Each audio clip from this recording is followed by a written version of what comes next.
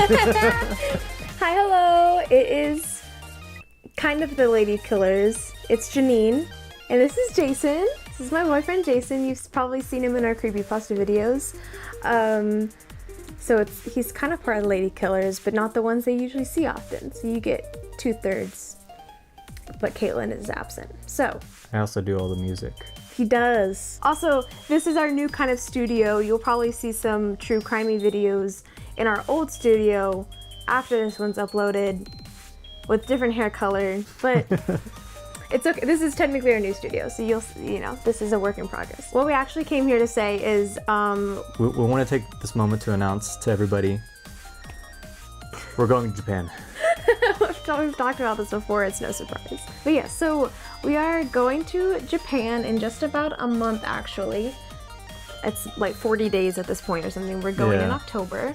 And this is very off-brand of us, I guess. This doesn't have anything to do with any kind of true crime or spooky things, but we have put a lot, particularly Jason has put a lot of effort into planning this trip. And we've been planning it we've been saving up for it for like 2 years. We've been planning it for like a year and a half-ish. But you haven't said like the crazy part yet, which is we're going for 49 days. 49 days, that's 7 weeks. Which is crazy. really long. Yeah. Way too long. And that's why we've been saving up for 2 years. 2 years. So we just thought, because I'll probably be posting a lot both on our Lady Killers page, and we'll be posting a lot on our personal pages about our travels and where we're going, and I'm sure we're gonna see a lot of spooky places and stuff like that. So we thought we would share some of our kind of like travel planning stuff, because I know we watched a lot of travel planning videos in preparation for our planning, in preparation for our preparations. Mm-hmm. And we just thought it might be helpful and interesting to share, so you could kind of like travel along with us. So I'm probably gonna let Jason take the lead on a lot of this, because I honestly was just like, yeah, that sounds good. I'm good with that. That Airbnb looks really cute. Until a lot of this. Whereas Jason was the one who was like sitting down and researching everything. So I'm gonna let him take it away. Because I don't know anything about anything really. She helped. I didn't. Okay, so first part, anyone always wonders, the first part to any trip really is getting there, and that can be pretty expensive when we're talking about the other side of the world. We live in Texas. Japan is like, Texas is here, Japan is over here. Literally. It's way out of frame. Yes. It's way over there. And to get there, you need plane tickets. Mm-hmm. So a lot of times that can cost $1,200 to $1,400 round trip on mainstream airlines or even affiliates of those airlines. There are a lot of different methods you can use to find prices that are cheaper than almost half of those costs. Mm-hmm. And so first couple tips are, there's a lot of these email lists and blogs. One of the main ones that I've looked at is Scott's Cheap Flights. It sends you email updates when there are cheap flights. It's just this guy Scott that just sits around looking at airplane fares. Yeah, and you can get like subscriptions kind of to their site, so they send you like exclusive offers, and it's not just for like Japan, it's for all over the world, which is really cool if you're planning any kind of trip. No, it was like $35 a year, so it was just like $3 a month, which, we want to travel more in the future, so we just kind of did it, And so it's like essentially they keep a lookout on all of the airplane sites, and whenever they find ones that are like especially low for whatever reason, they send it to you. Yeah, and you can also put in like where you live, and it will like say, oh, you live in Austin, well then Austin Bergstrom, or you live in Houston, well this flight's going out of IAH, which is the airport there, The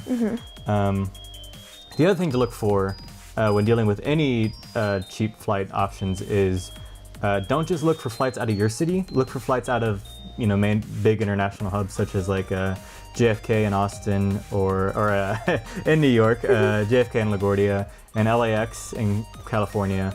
I think we're flying to Colorado. From Colorado, we're flying to Narita, which is one of the main airports in Tokyo. So if you can find a cheap flight out of, one of those airports, then you can probably find a pretty cheap flight from your airport to there, and then just hop Yeah, over there. and then like in the long run, it ends up saving money. So Another one that's really good is I think this is a Facebook group. It's called like Escape Your City, or enter your city. enter your city here. So like when we lived in Houston, it was Escape Houston, and now we Escape live in Austin. Austin. There's one that called Escape Austin. I know there's one called Escape Los Angeles. I'm assuming a lot of them around the country, but I think they're kind of coordinated with each other. It's the same thing. It's a Facebook group. Facebook page where they just update you with cheap flights that are specific to your area. So it doesn't really help if you're trying to fly out of somewhere else, but if you see a $60 flight to LAX, then Yeah. it cuts down prices by that much. Yeah. There's also an app called Hopper, which I haven't seen the prices be as cheap as any of these other places, but it still gets pretty low. It also just kind of combines, it shows a lot of different airlines and their prices, and then it like will show their lowest price, and you can pick like which days you're wanting to fly out of and which days you're wanting to come back, and it'll show you like the lowest for all the airlines that they have posted at that moment. So it's kind of cool. You can compare easily. And it even color codes it, so that's nifty. And then another thing that a friend of mine, they did this to get to Japan. They flew to China first because it was cheaper to fly to China. Kong. It was either Hong Kong or Beijing, I don't remember. And then from Beijing, they flew to Japan. And that was, like $600, I think? It was like $550 to get to China, Yeah. and then it's like a couple $100 to get to Japan. So basically, layovers. yeah. Layovers are a pain. Who likes layovers? But it's gonna end up saving you money. It's gonna end up saving you money.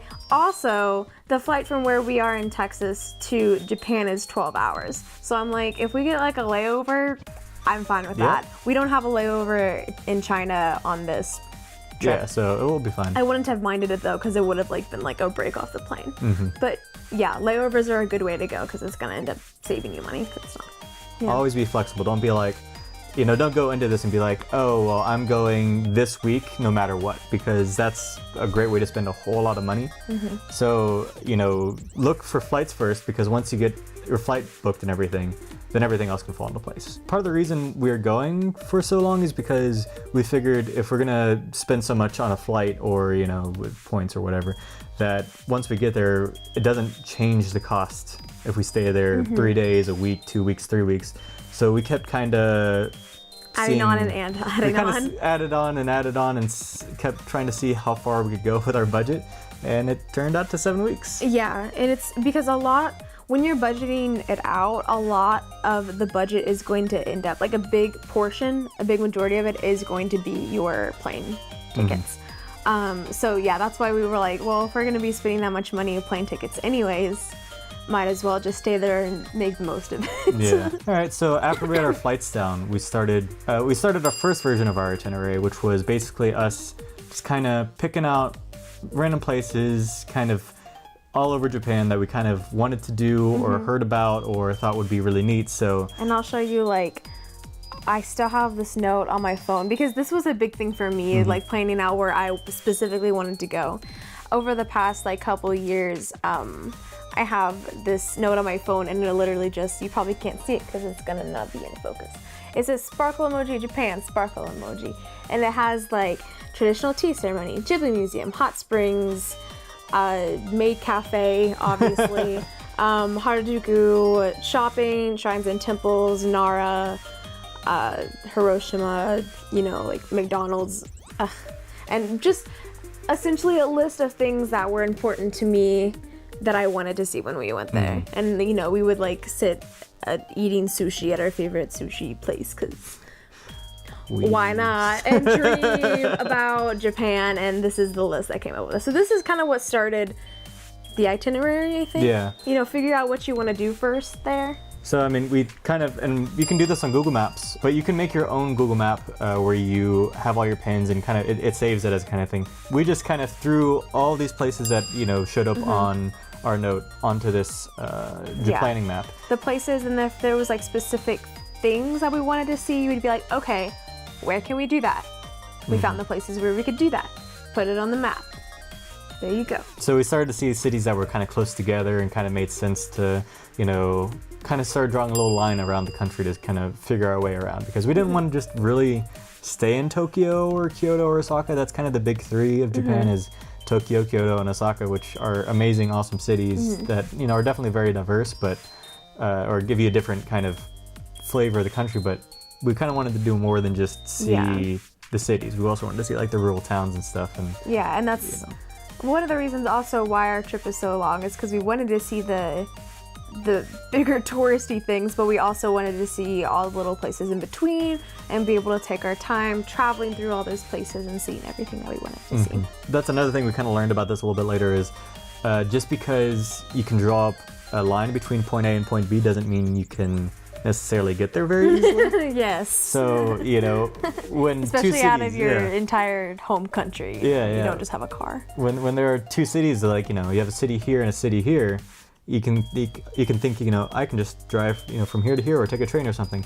Nope, there's a mountain range that goes right through there, so you have to, you know, take a train down here and then take a train around here, and it's the whole thing. Yeah, so we started planning out all of our plots. We start plotting out all our points on the map. And you can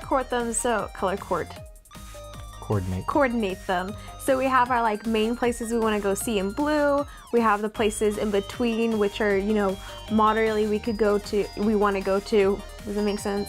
In orange, and then like the cool places, but like we don't have to see these, especially if they're out of the way, in gray. So we were able to kind of like see the concentrated places. Yeah, and it's kind of at this point that we started our spreadsheets and our maps and kind of put everything together, because we've figured if we're going to do this, we're going to need to be very, very organized to do it. And so a good tool for that is Google Spreadsheets.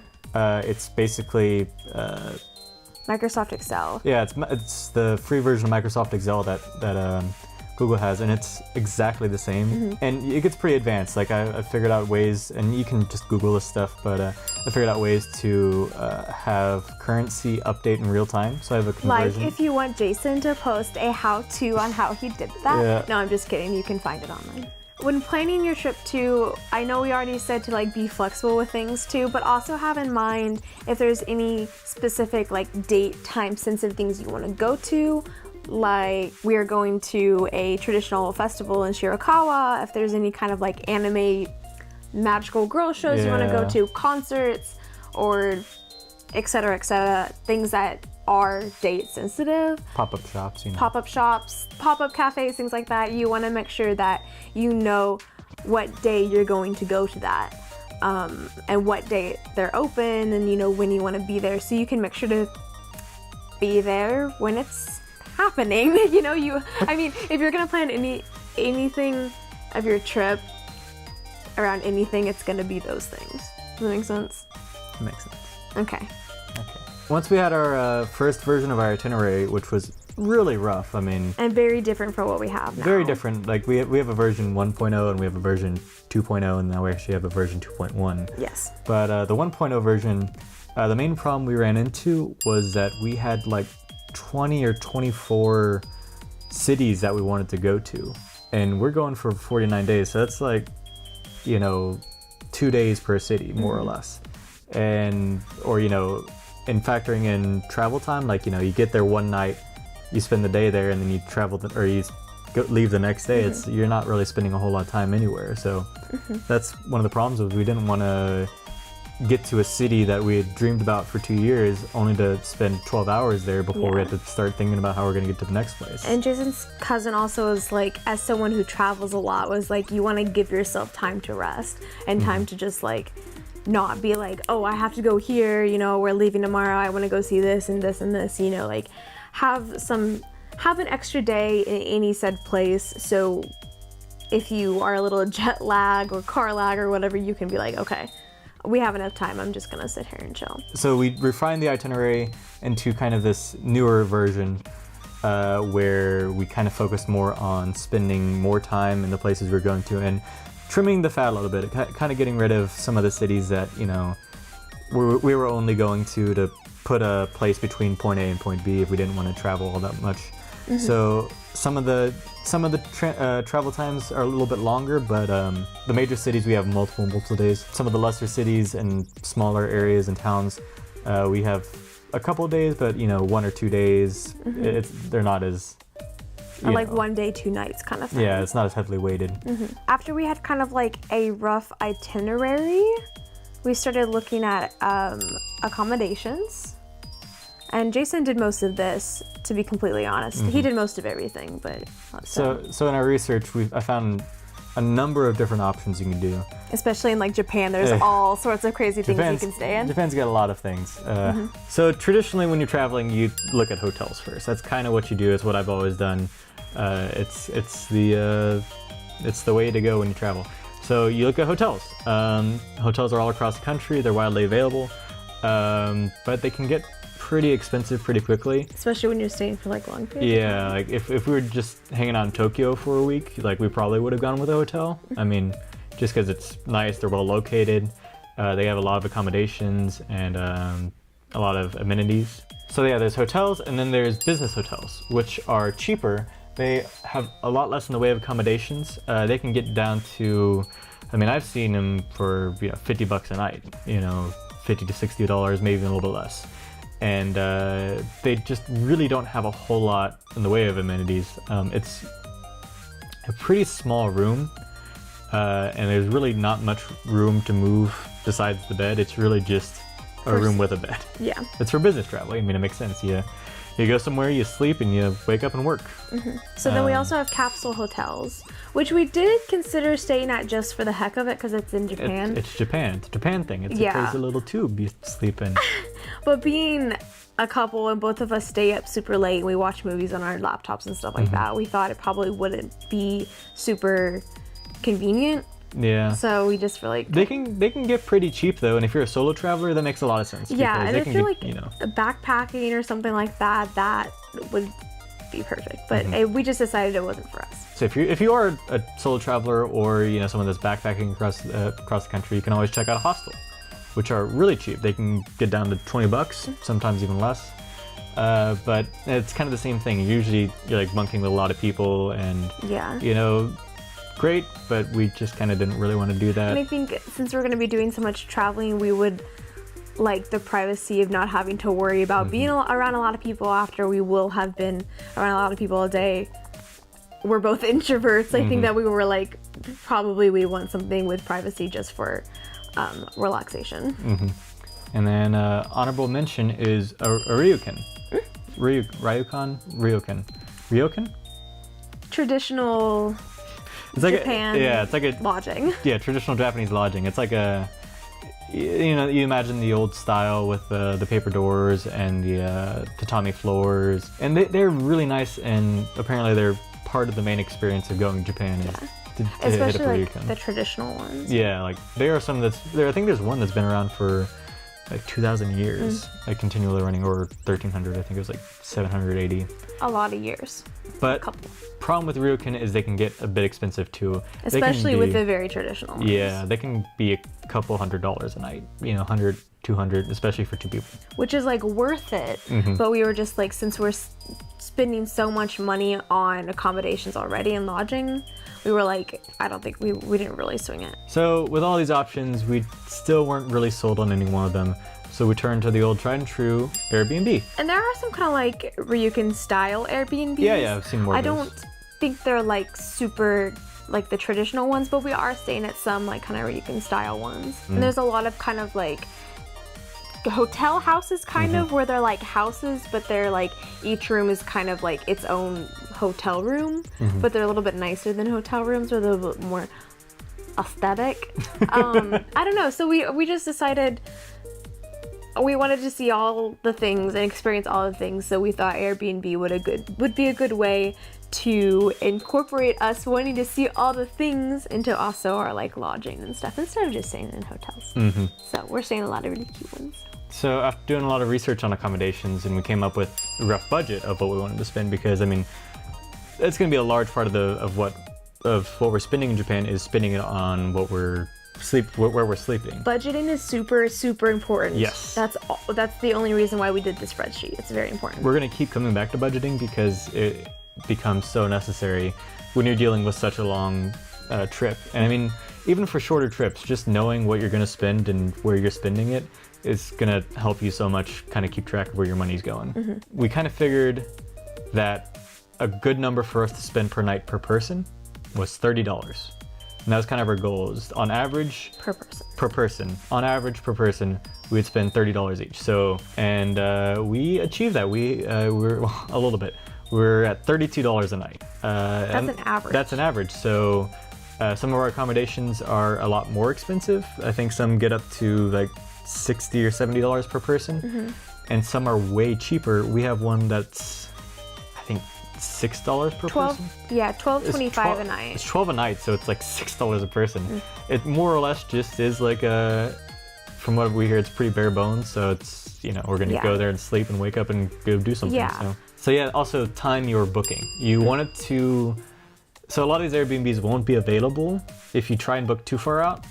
But if you wait too long, they'll also be booked up because, I mean, the good ones are always taken. Yeah. So, We booked 3 months out, which was pretty good. and also when you're booking your accommodations, also be aware of where they're gonna be, because we found some great deals, but you know, if we're spending a lot less to sleep, but we're, you know, 20 miles outside the city, we're spending way more to actually get to anything than if we just stayed in the city. So Yeah, it's worth spending a little bit more to have something, a place that's more in your general area where you're going to be than having to bus yeah. into the city. What we did before booking anything is we went through every single Airbnb, clicked the dates we wanted to stay there, and we're like, okay, cool, it's free those dates. And then we would put the link in our spreadsheet. And so we had everything lined out where we wanted to stay and everything before we booked anything. So we made sure that everything was like good before we like set in stone book something, if that makes any sense. All right, so once we had our accommodations and our travel to and from Japan, we started kind of eyeing our food budget, which is going to be a lot harder because we can look up exactly how much our Airbnbs are going to cost and our airline tickets are going to cost. But how do we estimate every meal that we're going to have every day, which would be almost impossible. So we kind of started researching what kind of foods there are in Japan, what kind of restaurants, and where you can kind of get a lot of food. So in no particular order, there are konbinis, which are convenience stores like 7-Elevens. The food there is actually really, really good apparently and really cheap. So you can get onigiri, full bentos. You can get a lot of good quality food made there fresh every day. And there are thousands of them across the country. It's very, very widespread concept. And then there's like ramen and curry and donburi restaurants, which donburi is rice bowls, which is kind of a big thing right now. And those are all relatively affordable too. You can get a full meal for like $6 or $7, which is cheaper than any meal I can get here.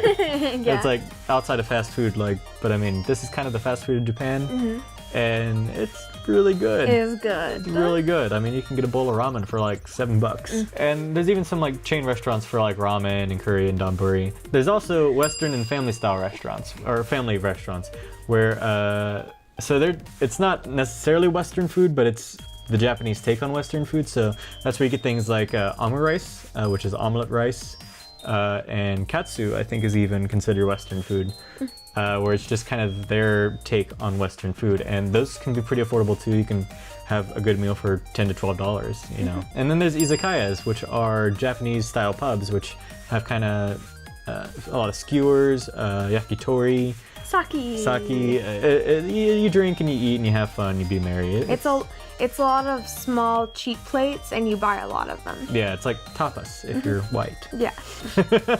Like us. But another cool thing about Japan is they don't tip in Japan. So, I mean, because they kind of pay Minimum wage is higher. in yeah, no, Japan. they pay their waiters and waitresses a They good don't fair cheap wage. out. Yeah, so they actually kind of will get a little offended if you try and tip them. Like, you know, I don't need your money. I actually. Or like, do I look like I need that yeah, extra do I money? look poor? Yeah. Like, thanks. Yeah. And there's also like sit-down sushi restaurants and like fancy restaurants.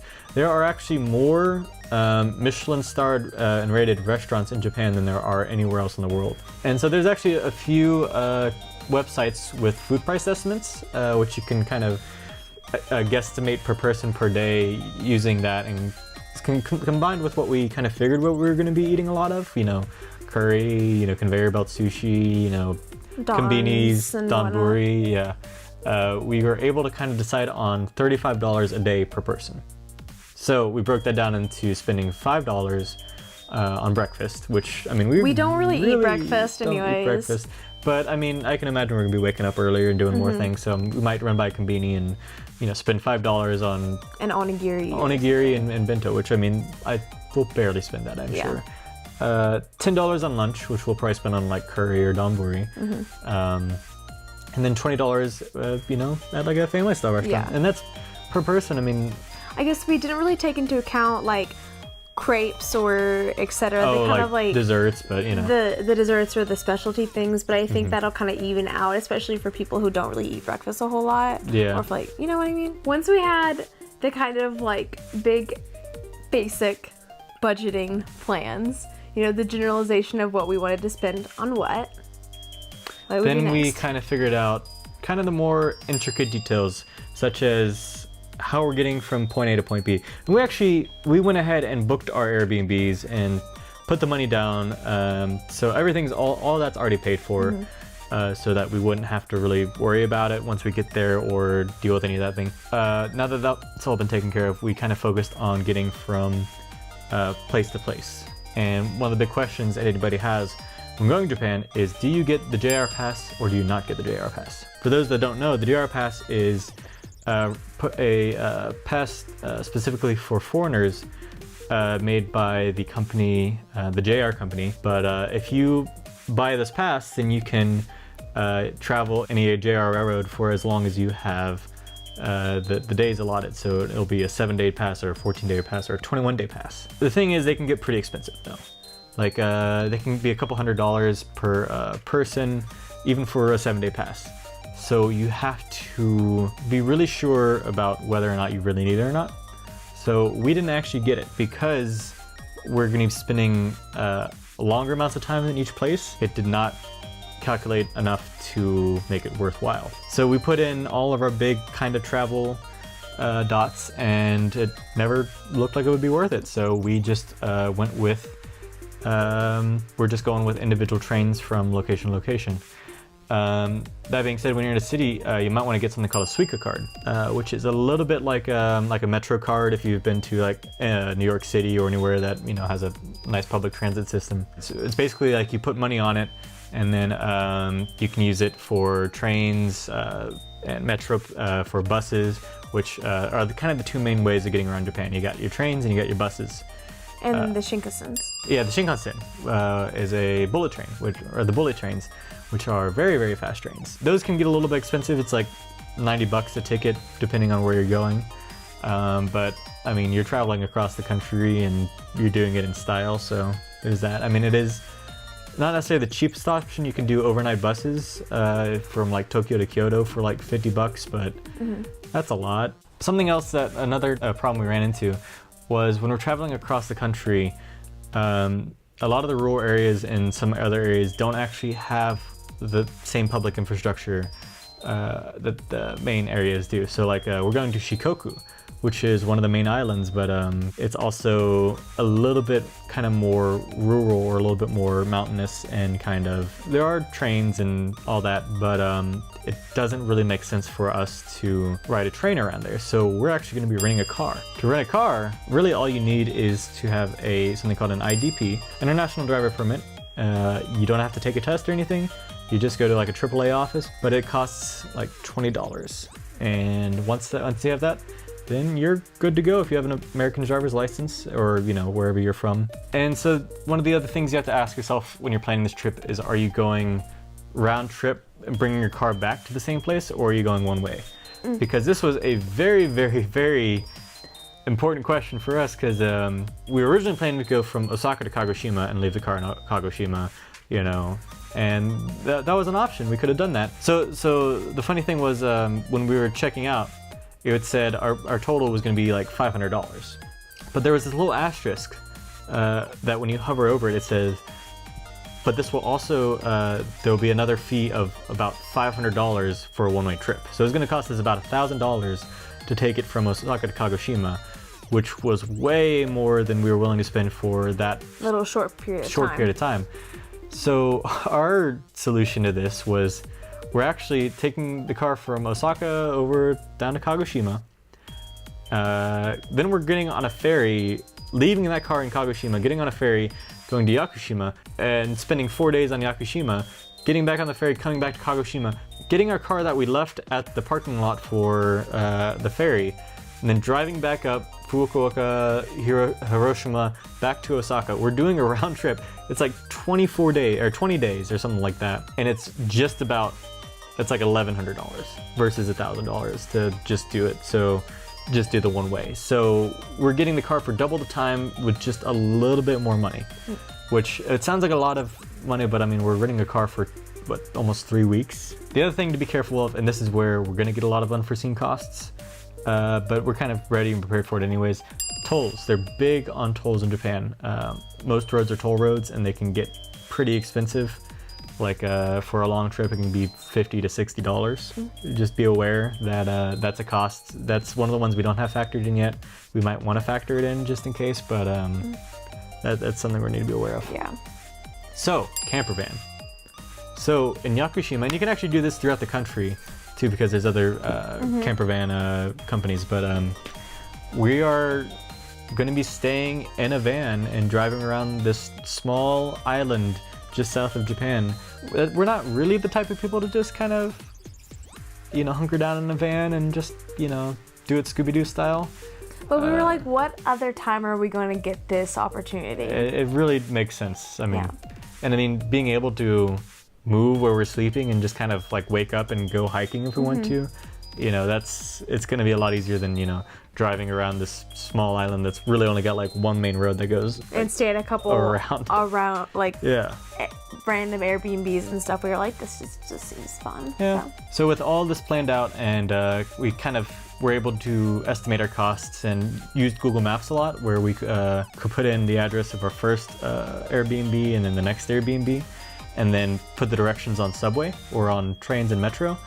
It will actually give you an estimated price of what that will cost. So on our spreadsheet, we have all the estimated costs from travel from city to city.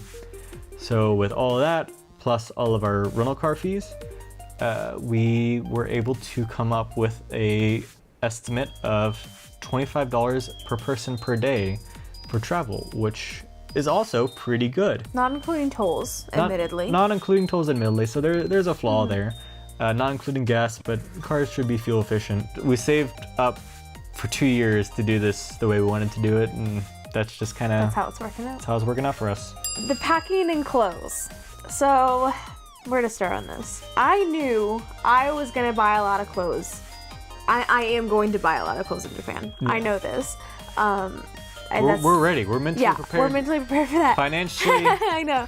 We're ready. That was something that was important to me because I wanted to go to see all the fashion districts in Tokyo, and I knew I wanted to do a lot of shopping and stuff. Shinjuku and Harajuku and Akihabara. That's part of our budget. So that being said, and also souvenirs. I knew I wanted to bring a lot of souvenirs back for my friends, my family, my coworkers and stuff. So we decided it would probably be a good idea to maybe pack a suitcase in a suitcase. Big suitcase, small suitcase, and then have I'm using my face as reference. Big suitcase, small suitcase, and then have everything else packed in the smaller suitcase. The stuff that we initially bring in the suitcase. Which is also a way to kind of get around, which I need to double check this, but make sure there's not if you have 3 bags, it's going to cost you $400 or anything like that. So we just trying to consolidate and kind of keep it as small as possible. Until we need the extra space and stuff. So that's what we're doing. So we don't have to worry about cramming all of our stuff in and then we don't have enough space. Do we need to buy a new suitcase? We didn't want to have any of this trouble. So suitcase in a suitcase. I'll probably bring my backpack. He'll probably bring a backpack. So I think what we are going to do when it first comes to packing, the plan is we're pretty much just going to be bringing staple clothes, a pair or two of jeans, a pair or two of shorts, maybe a couple shirts, a couple sweaters, and a couple jackets. So just like a couple of like the basic staple clothes, and then like a pair of tennis shoes. I'll probably bring a pair or two of my dog, so probably bring his like Vans or something like that. So we have our kind of like baseline clothes. They're good in any weather, anywhere you go. This is a little bit extra research. You probably could have just gotten by with that and then just figured it out with that amount of clothes. But what we decided to do is go through the Airbnbs that we had booked and see which places have washer and dryers, or a lot of times they'll have washers and then you hang your clothes up to dry. So we're able to kind of like organize the longest period of time we'll have to go without a washer and dryer. So the like maximum amount of outfits that we'll need to have between the longest point between A and B, if that makes any sense. So we're just keeping that in mind as we go into like packing and stuff like that. So we're not like, I have nothing to wear, all my clothes smell like sweat and curry, like I can't wear any of these. You know what I mean? And though we will be probably buying clothes there and stuff, we just wanted to make sure that like baseline we'd be okay to like wash and reuse the clothes that we have. Also, so we're not just carrying a bunch of like dirty clothes around with us everywhere. Moving on, it brings us to Wi-Fi and phones, and you know how we're going to get around the country when we can't necessarily access Google Maps whenever we want. Japan has a lot of public Wi-Fi. It's kind of, it's not really always there, and it's not really always good. So a lot of travelers will get something called a pocket Wi-Fi, which is just a little box that will give you a little Wi-Fi hotspot wherever you go. And not necessarily every pocket Wi-Fi will work for every country. It's like you have to have ones that have a data plan specific for like Japan or for traveling the world. A lot of times you can't really you can buy it, but it doesn't really make sense to. So you can rent from an abundance of companies out there that will actually drop it off at the airport, so you can just pick it up from like the post office, and then just take it around the country or take it wherever you want to, and then just put it, it'll give you an envelope that you can just put in the mail at the end of your trip and send it back to them. And it can actually be pretty affordable for something pretty reliable too. And it's, the one we're going with is called Japan Wireless, and for 48 days for $201. And that is unlimited 187 megabit per second portable Wi-Fi. You can get SIM cards for your phones, which can be a bit expensive, but I mean, with Wi-Fi, we have iMessaging, we have Skype, we have WhatsApp if we want to use WhatsApp. So with all of these costs thrown together in our big old spreadsheet, our average cost per person per day on every day of the trip is $92 per person, which once again, it doesn't include tolls, gas, spending money, or day-to-day travel like trains within the city, but it will fluctuate up and down with how much we spend on food. So this wasn't a cheap trip. Don't by any means mistake this video as you can do Japan for 7 weeks on a shoestring budget. No, we saved up a lot of money. We saved up $6,000 per person.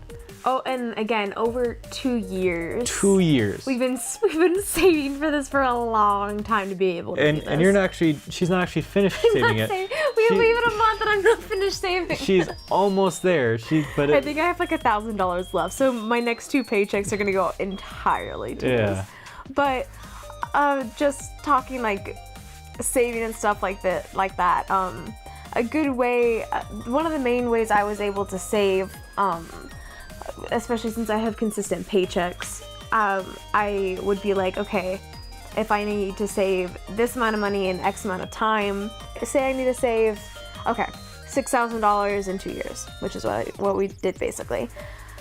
How much do I need to save per year? Then how much do I need to save per month? And just like divide it by, 2, and then divide it by 12, and then divide it by 4, so that's like weekly, or divide it by 365, so you say like per day. So I have to be like, how much of my paycheck each, bi-weekly do I need to put towards savings? Does that make sense? Does that make sense? Makes sense. So like, how much per amount of money I make do I need to put aside to make sure that I meet my goal in my amount of time?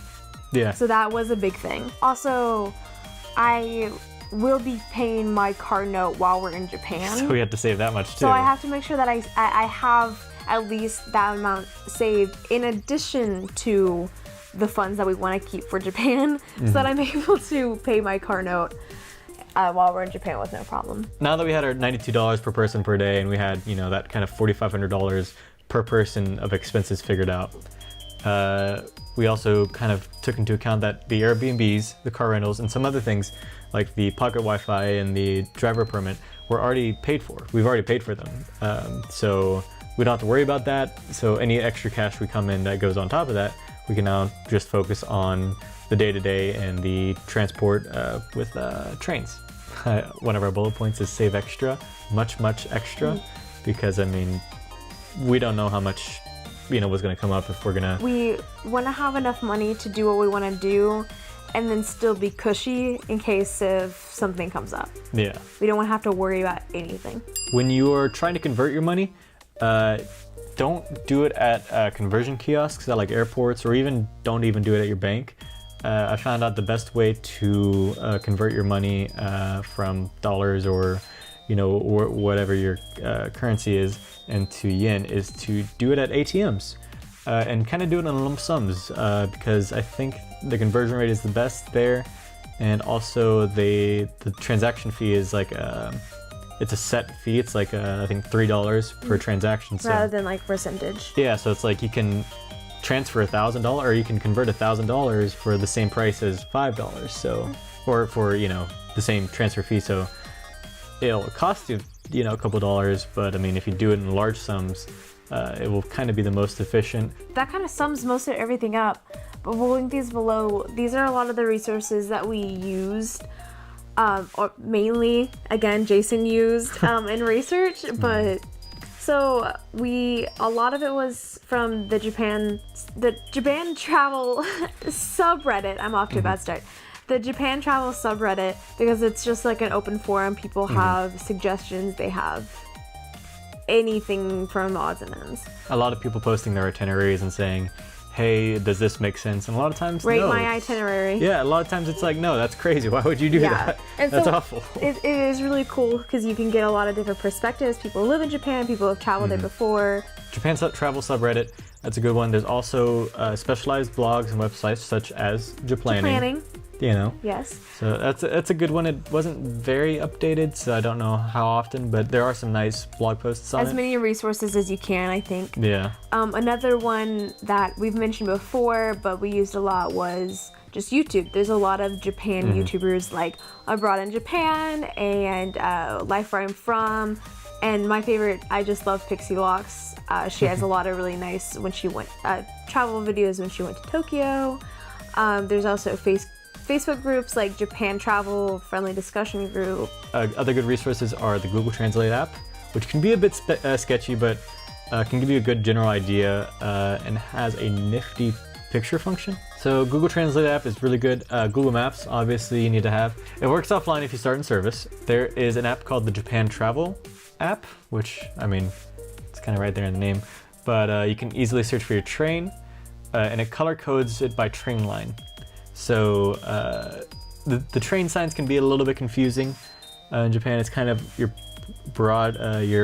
bombarded by a lot of Japanese at train stations, and kind of a lot's going on, especially at the ones like Tokyo Station, Shinjuku Station, especially in Tokyo. But they're all color coded, so it will kind of help you find your train more easily.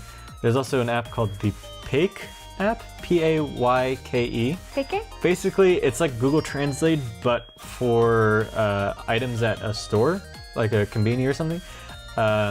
You can scan I think you scan the barcode, and it will tell you what it is. It also works for like meals and food and stuff like that. Another good resource is to just ask your friends, because trips to Japan are becoming more and more common among millennials because Japan's cool and we're trendy. If you reach out, they're going to be more than willing to give you help, because everyone likes to brag about going to Japan because it's great. It's really cool. I know I'm going to brag about it. Yeah. So, well, it's like I've been telling my friends and stuff, like, if you get me talking about it, I won't stop. And I don't mean to brag, I just am very excited about going and I want to talk about it. Yeah.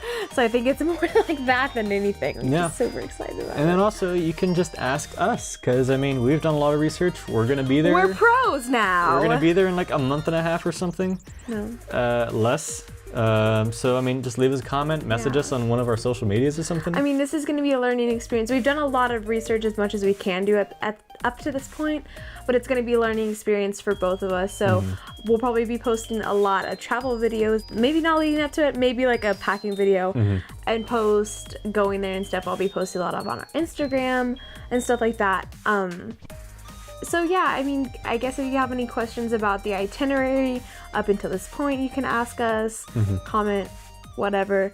And I don't know, just come along on this adventure with Yeah. us. I'm so excited. I'm so excited. So I think that's pretty much all that we have Yeah. today. Again, if you have any questions or clarifications, you can totally ask us. Yeah. Okay. So that's it. So subscribe if you want to keep up with any of our true crime, our spooky nonsense, as well as our like Japan travel and stuff like that. Hit the bell notification so that you know when we're live. Like/follow us, subscribe to us on Instagram, Twitter, Facebook, and all that. We're generally under Lady Killers or the Real Lady Killers, and I'll put everything down below. I think that's it. Stay tuned, and hopefully Caitlin will be in the next video because you're probably tired of my face. Bye. Bye.